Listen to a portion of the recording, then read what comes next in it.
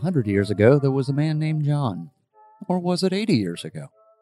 Or was it today? Even John's not sure. All he really knows is that while so many things change, there are also so many things that stay the same. Traveling through the web of time with his old friend Ed in their ever-changing barbershop, John makes a point to always grab the local newspaper. The time capsules that let him and Ed know exactly where, and more importantly, when they are. No matter what part of time they land in, it seems John and Ed are known by every local they encounter, so it's best they stay up on the times. Today we find John returning to the shop with a copy of the Alexandria Gazette. The date is July 31st, 1914, and they're in a place called Alexandria, Virginia. In 1910, the Mexican Revolution began when Francisco Madero entered the race against long-term dictator Porfirio Diaz. But Diaz had Madero put in jail to keep him out of the running, and of course, Diaz won that rigged election even though pretty much everyone hated him. Madero managed to escape jail and issued a call to arms against Diaz in the plan of San Luis Potosi. Thus, the Mexican Revolution began. By 1911, Diaz was forced to dissolve his government because of the successful revolt led by Madero, who won the subsequent election. Always vigilant in order to protect its citizens and property, the United States sent troops to the border where fighting in the Mexican Revolution was so close to the border that the U.S. citizens would often gather to watch. In 1912, this guy named Pancho Villa, a bandit, who became general in the Mexican Revolution, fought against some rebels in the north, first capturing and then losing Parral. Villa then joined forces with Huerta, Madero's field commander in the north. There was a great deal of fighting and changing of leadership, but by 1914, Huerta, who started out as Madero's field commander, had assumed power in Mexico as president, and then had Madero, his brother, and his vice president killed, and then lost control of 3/4 of the country. So yeah, he basically maintained power around Mexico City, and that was it. In steps President Woodrow Wilson, and he was pretty suspicious of Huerta. So he escalated a misunderstanding into the seizure and 6-month occupation of Veracruz by U.S. Marines and naval contingents. And that was enough to make Huerta resign. But no worries, even with World War I in full swing, the Mexican Revolution will continue a few more years. This evening at about 9:45 p.m., Jean Jaurès, a French socialist, will be assassinated at Café du Croissant by no nationalist Raoul Villain. Jaurès had been due to attend the international conference on August 9th in an attempt to dissuade the parties from going ahead with the war. No one is truly certain as to why he was assassinated, but it was speculated that it was in order to stop him from attending the conference. Jaurès believed he could expose the French President Poincaré's secret deal with Russia. This would have led to a policy of cooperation with Germany, preventing the war and the inevitable carnage. Russia had covertly subsidized Poincaré's election campaign. Thus, Poincaré had, in theory, therefore abandoned socialism for another party in warfare. Even if Germany intentionally condemned Belgium to occupation, they had already accused Russia of starting the conflict. Nevertheless, this theory, downplaying Germany's progressive moves, was not widely supported in France. Even worse, Mrs. Hall has found out that you can't trust anybody. And now, we too are falling through the archives.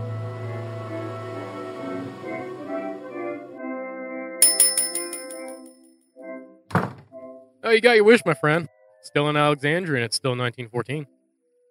And it's July 31st. I get it, John. I could learn to like it here. That ball game last night wasn't what I expected, but dang if it wasn't a good time for a change. Oh, I'm glad you had a good time.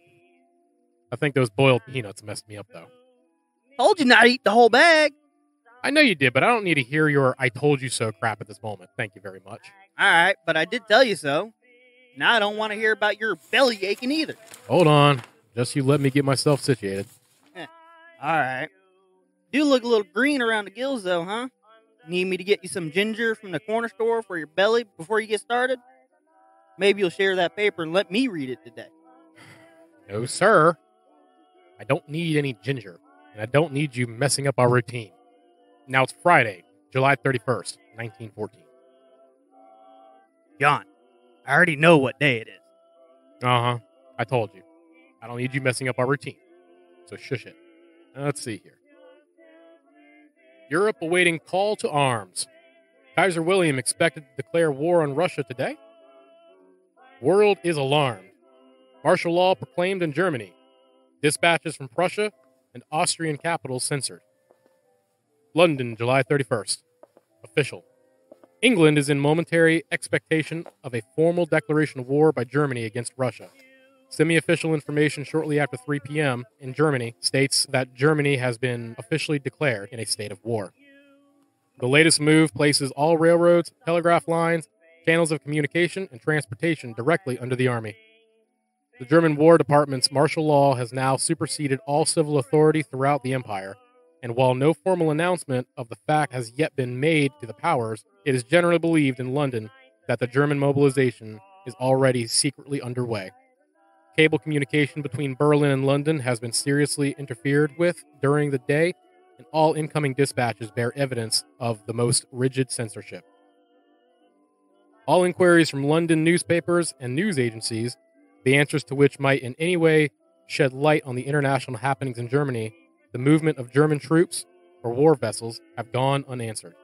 All diplomatic intercourse has apparently come to a standstill, and every embassy in London has adopted the non-communicative attitude while awaiting the announcement from Berlin that war has actually been declared. British military experts are generally quoted as expressing the belief that when the actual declaration is made, Germany's mobilization will be shown to have progressed to such a point as to cause consternation on both the French and Russian frontiers. Detailed information from the Servian scene of activities is practically nil. Obviously, Vienna has clapped on a rigid censorship, and little detailed information from the Balkans is expected until after the Berlin situation has come to a head. The German embassy interpreted the report as meaning that every part of the German Empire would be affected by the state of war order except Bavaria. Under the German law, a separate proclamation of a state of war is necessary for Russia. It is expected such a proclamation will be issued immediately. Wars and rumors of war. Berlin, July 31st. Passed by censor.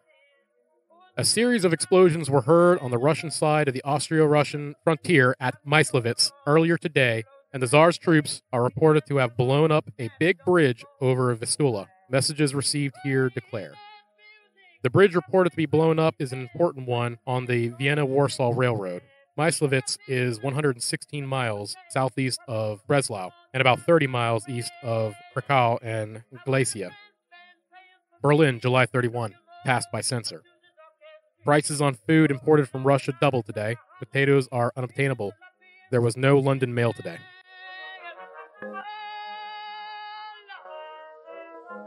A proclamation to the officers charged with the duty of conducting elections throughout the state of Virginia, pursuant to the provisions of an Act of Assembly approved February 18th, 1914, I hereby give notice that an election will be held at all of the voting precincts in this Commonwealth on Tuesday, September 22nd, 1914, between the hours of sunrise and sunset, on the question of prohibiting the manufacture, for sale, and the sale of intoxicating liquors in this state, given under my hand this July 14th, 1914, H.C. Stewart, Governor.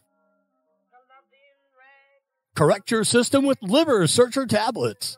Old Doctor's Remedy. Send 25 cents for one box. Searcher Manufacturing Company, Warner Building, Washington, D.C. Special for Saturday. Great bargains for ladies with small feet.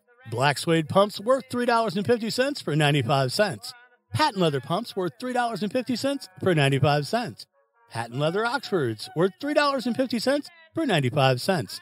Mostly small sizes and narrow widths. Remember, Saturday only. C.B. Marshall, 422 King Street. One of the last things that Commodores do before sailing on an expedition is to purchase Gibson's Pure Old Rye. Can you imagine a stronger testimonial? We have all kinds of liquors carefully packed in neat cartons ready for shipment to all sections of Virginia, from $2 to $8 per gallon.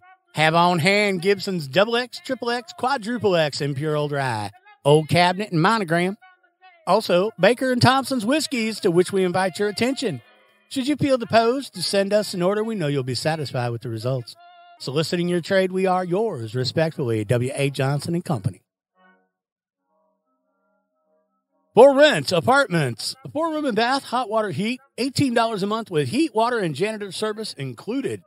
Have just taken charge of the Colonial Apartments and will rent to desirable tenants.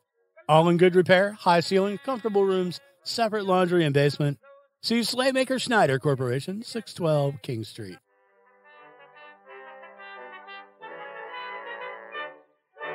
Communication between Berlin and London seriously interfered with and bear evidence of the most rigid censorship. Shocker. Yeah, standard operating procedure. Nothing good ever happens when any country invokes martial law either. There has to be at least a few people out there that can see what's coming.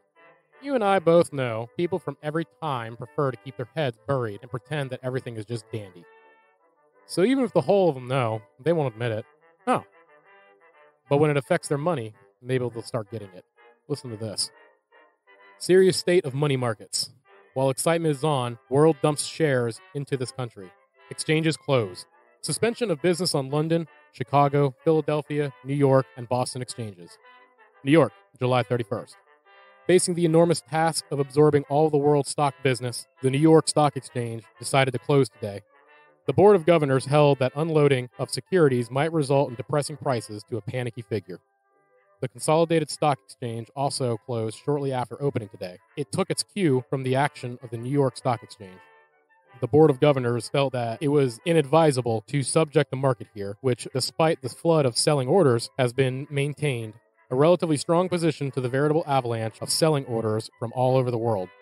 The action of the board followed the closing of the stock exchange in London and the principal cities of Great Britain.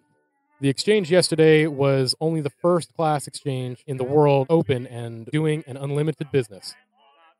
Chicago, July 31st. The Chicago Stock Exchange today closed until further notice. The Philadelphia Stock Exchange was ordered closed today. Boston, July 31st. The Boston Stock Exchange did not open today. Pittsburgh, July 31st. The Pittsburgh Stock Exchange did not open today. London, July 31st.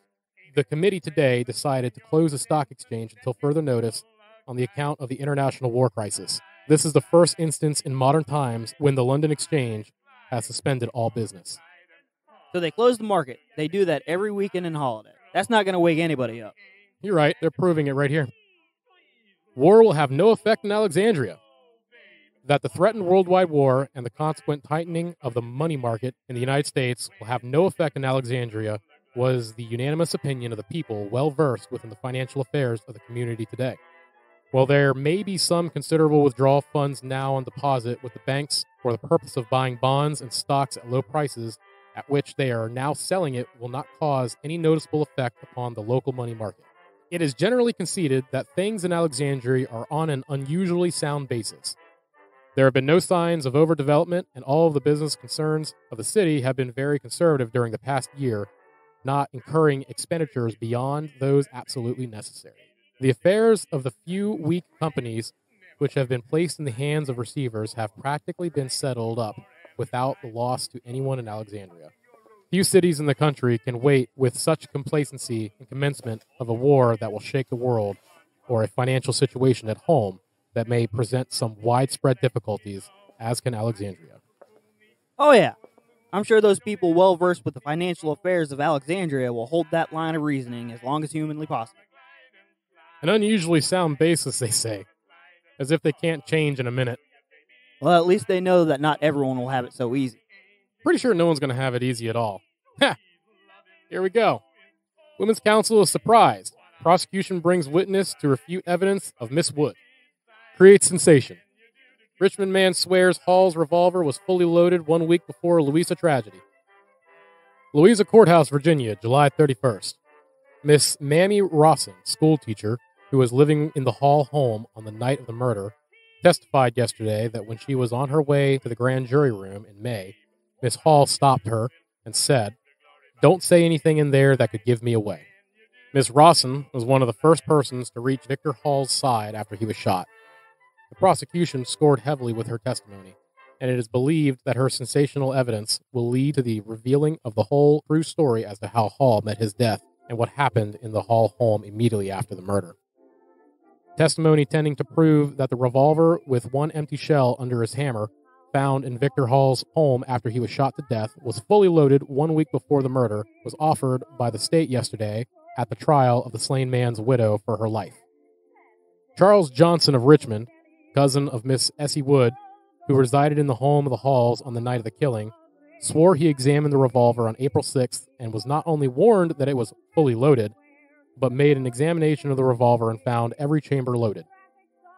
The witness was questioned at considerable length about the whiskey drinking by attorney Gordon, but he stuck to his assertion that the revolver was fully loaded on April 6th. Victor Hall was shot to death on the morning of April 15th. W.R. Buck Duncombe, brother of Miss Hall's first husband, also testified yesterday. Hostility between Miss Hall and Duncombe is said to have brought a number of incendiary fires at Green Springs Station. The state's theory in the murder case is that Miss Hall set fire to Duncombe's store on the night of April 14th and afterwards shot her husband in the back of the head while he laid in bed to prevent him from exposing her as the firebug. Duncombe's testimony was important to the state's case and was followed the keenest interest by the accused woman. During his testimony, Duncombe was asked the question, "Did you kill Victor Hall on the morning of April 15th? He replied that he did not, and he did not know who killed Mr. Hall. "They haven't proved anything against me, and they won't," Miss Hall declared at the conclusion of the morning session. "They will have to manufacture evidence if they expect to prove anything against me, and I know they can't prove anything with manufactured evidence. Of course, my position is not a very comfortable one, but I am not uneasy. God is true, and I know my innocence will be proved." Oh, good Lord. You think they believe that Miss Mammy? What kind of person would tell you, "Don't say anything there that would give me away," and expect you not to do just that? Well, maybe Miss Hall has some dirt on Miss Mammy. No, if she had dirt, it would have been thrown and the paper would have sucked it right up. Well, I have to rethink all this now that I know Miss Hall is a firebug as well. Allegedly. Well, now, if we're still here, want to see another baseball game on Saturday? Saturday? Let me check my schedule. Looks like I'm available. Who's playing? Let's see here. Baseball on Saturday. Cardinals and Tenleytown teams will cross bats at the park. The fans who are clamoring for good games are now being given a chance to see some of the best teams in the District of Columbia and vicinity in action against the fast Cardinal Athletic Club, which is playing an article of ball worth visiting the park to witness. A large crowd, including many ladies, will watch the game on Saturday afternoon at 4:30 between Cardinals and the Tenleytown team, who are the pennant winners of the Marquette League. The Tenleytown aggression will surely prove to be a hard nut for the home lads to crack, but the feeling is that another victory will be added to the string when the dust clears after the game Saturday. March or Jones, who have been the mainstays of the Tenley team, will be on the slab with Hager behind the plate. The Cardinals will probably work Ritson and McBride as their battery, although this may be changed the last minute to one of the other twirlers and with Merchant, the Cardinals' star first sacker back on the job, and Indian Allensworth to cover the center field. In Lemillion, the home lads will have their strongest players on the field. The Braddock AC, who registered a victory over the Cardinals last Sunday, will come back Sunday afternoon, and the maroon and gray lads are planning to have revenge and wipe out the 6-5 defeat. What the heck is a twirler? More gymnastics? No, apparently it's a pitcher. Well, they did say there would be ladies there, so I'm in. You scoundrel. I wouldn't mind being a bit of a scoundrel if the opportunity should arise. Alrighty then. How about some news of the day? I'm listening. All right, here we go. News of the day. There was a slight snowfall along the glades on the mountains above Oakland, Maryland, and very cold showers at Cumberland yesterday. Gas stoves were lighted, and the people generally felt the sharp change in the temperature. Owners of all the houses within the block bound by Columbus and Amsterdam Avenues and 76th and 77th Streets in New York, who are at their country homes, have been asked by the police to return at once and see if their homes have been ransacked by burglars. Already 6 residents in the block have been found to have been looted and at least $75,000 worth of valuables stolen, while paintings, rugs, and furniture valued at a greater amount have been ruined by the vandals. A verdict of guilty of the murder in the second degree was returned by the jury in the Bessie Wakefield murder case in New Haven yesterday afternoon. Miss Wakefield's husband was murdered June 22, 1913. James Plew has already been hanged for the crime. In her first trial, Miss Wakefield was sentenced to be hanged. That he has sufficient evidence to convict Miss Florence Carman of the murder in the first degree for the slaying of Miss Louisa Bailey in Dr. Carman's office in Freeport, Illinois, was the statement yesterday of Attorney Smith of Nassau County. Smith said, "Celia Coleman, Carmen's maid knows about the .38 caliber gun with which the killing was done. She can tell all about it, too. The case is now complete. We can convict for the first-degree manslaughter or first-degree murder. There is yet no cessation of hostilities in Mexico, according to a dispatch received by the Constitutionalist Agency in Washington, reporting the capture of the city of Guanajuato by the revolutionist forces under the General Jesus Carranza. The Norwegian aviator Lieutenant Gran, who is a member of the Scots Antarctic Expedition, made a successful flight over the North Sea yesterday from Caldon Bay, Aberdeenshire, Scotland, landing near Stavanger. He accomplished a flight of 320 miles in 4 hours and 10 minutes. Mr. and Mrs. Singholm Savard started yesterday afternoon from the battery at New York on a trip across the Atlantic in their cockleshell motor lifeboat. The insurance companies have refused to accept the risk. Throwing snowballs in midsummer was a new form of sport for Pittsfield, Massachusetts. Throwing snowballs in midsummer was a new form of sport for the Pittsfield, Massachusetts boys yesterday. A heavy hailstorm occurred at noon. The hailstones were 6 inches deep in front of the city hall, where they rolled off the steep roof. L.B. Hoskins, contractor of Ashtabula, Ohio, was killed instantly, and Leslie Miller of Austinburg died an hour after an excursion train on the Nickel Plate Railroad struck their automobile near Geneva yesterday. Brooding over the losses they have suffered as a result of the war crisis, Eugene Beer, a well-known banker of Berlin, and his wife yesterday committed suicide by taking poison.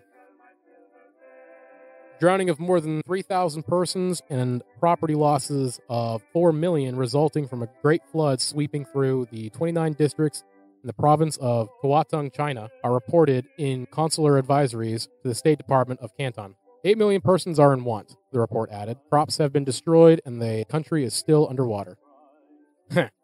See, I told you yesterday someone was going to get robbed, but they don't learn otherwise. Old Mr. and Mrs. Singholm Savard wouldn't have told the world about their big boat trip.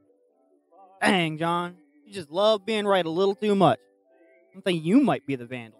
Wonder if there's a reward. If there was, you wouldn't be collecting it. I don't see why not. You're just as good a suspect as poor old Miss Hall. So are you. Well, you got me there. You know, they like talking about all these women killers. I'm thinking there may be something in history that we missed along the way. Nah, they're just mad. This is not the best time to be a lady. That's true enough. If we're still here tomorrow, we'll go see them ladies at the baseball game. But I'm staying away from those peanuts this time, all right?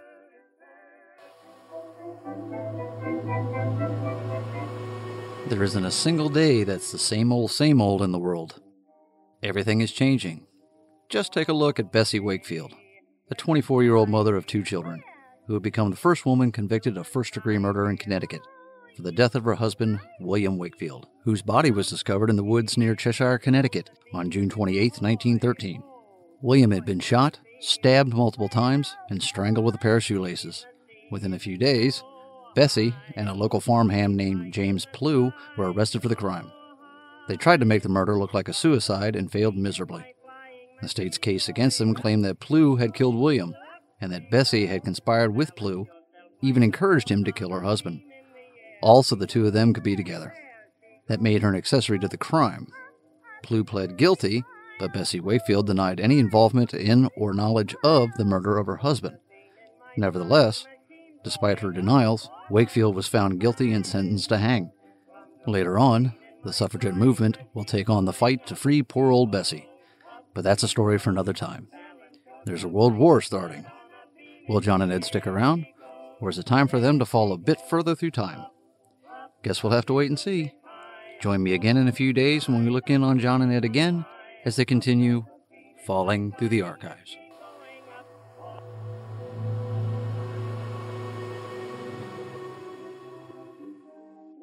This podcast has been brought to you by Watershed Sea Productions, starring Jim Hodges as the narrator, John Teach as John, Corey Andre as Ed, with special guest Mike Allender as advertisers.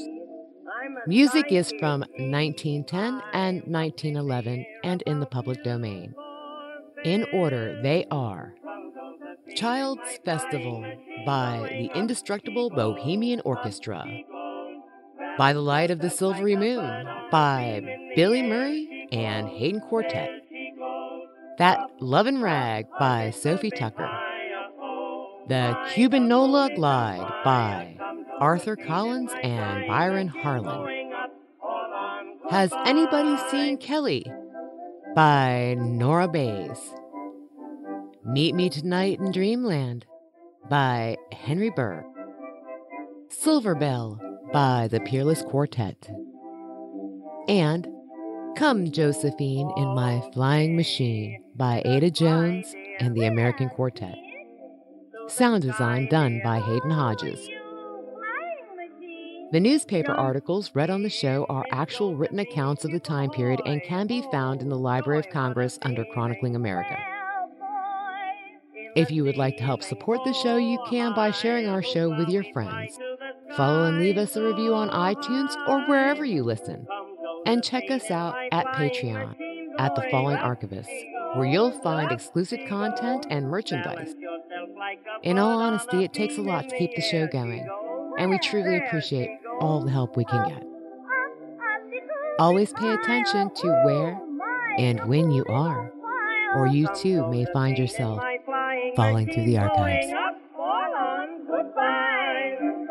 From Josephine in my flying machine going up, she goes, up she goes. Balance yourself like a bird on a beam in the air. She goes, there she goes, up, up, a little bit higher. Oh my, the moon is on fire. Come Josephine in my flying machine going up. Hold on, goodbye. 1, 2, now we're off, dear. Oh, you pretty soft, dear. Oh, dear, don't hit the moon. No, dear, not yet, but soon you for me. Oh, gee, you're a fly kid. Not me. I'm a sky kid. Gee, I'm up in the air about you for fair. From Josephine in my flying machine going up. She goes, up she goes. Balance yourself like a bird on a beam in the air. She goes, there she goes. Up, up, a little bit higher. Oh my, the moon is on fire. Come Josephine in my flying machine going up. All on, goodbye.